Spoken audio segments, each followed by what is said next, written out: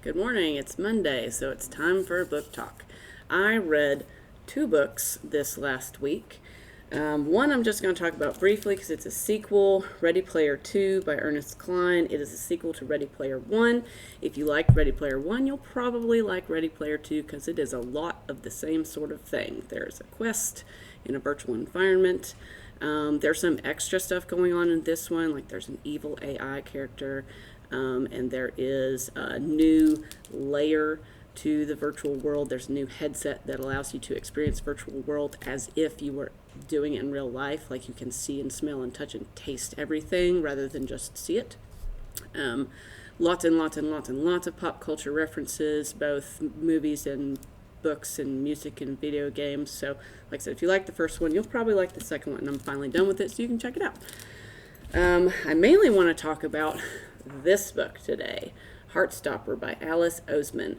This was exactly what I needed to read, and I went ahead and ordered book 2 because it is a series, a graphic novel series, and it is just the cutest gay love story ever. So cute, almost painfully cute, so much blushing, so sweet, just a lovely, lovely love story.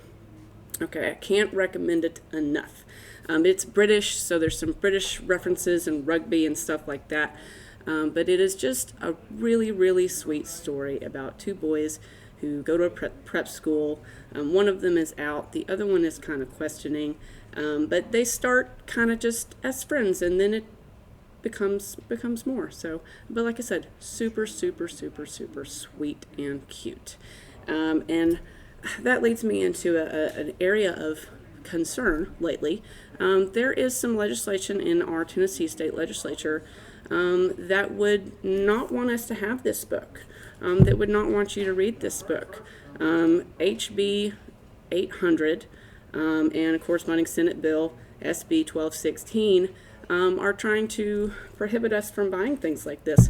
And as a librarian, that really, really bothers me because I feel it is my responsibility to provide all of our students with materials where they can see their own experiences reflected, see themselves validated, as well as provide alternative perspectives for students who maybe don't associate or not associate, but don't identify, with certain viewpoints. I think it's very healthy for people to read about people that are not like themselves. It helps you develop empathy and understanding for people that are not like you.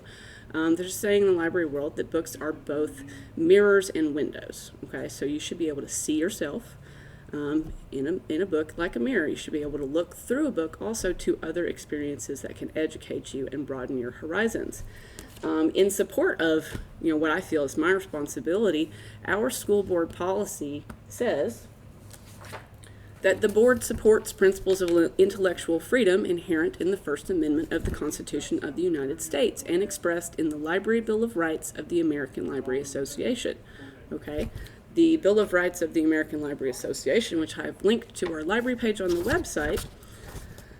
I'm quoting small parts of it because it's kind of long. We don't read the whole thing.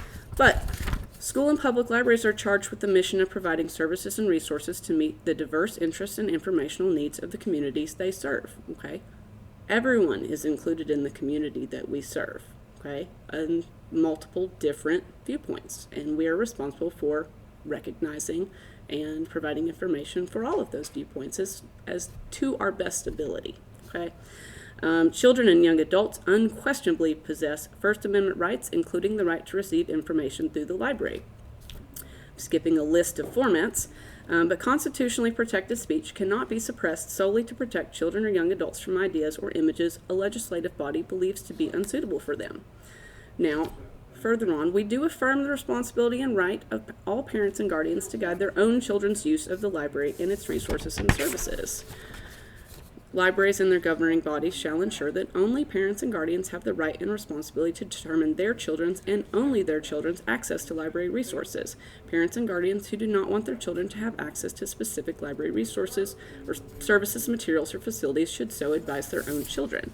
In other words, each individual that accesses the library has the right and the responsibility to decide what they want to read. Now, if you know your parents don't want you to read something, then you have a conversation with your parent about whether or not you should. But we're not going to remove any materials from the library, and we're not going to stop purchasing materials for the library because some people might not agree with them, because some people will agree with them and some people will need them. Okay, like I said, I feel it is my responsibility to provide materials for all students. Okay, so if there is something you need, please tell me, and I will do my very best to provide it to you. Okay, that's something that I've been doing the entire time that I've been here, and I will continue to do so. So if you need anything at all, come on down here and talk to me, and I'll try to put it in your hand. Okay, so y'all have a nice day.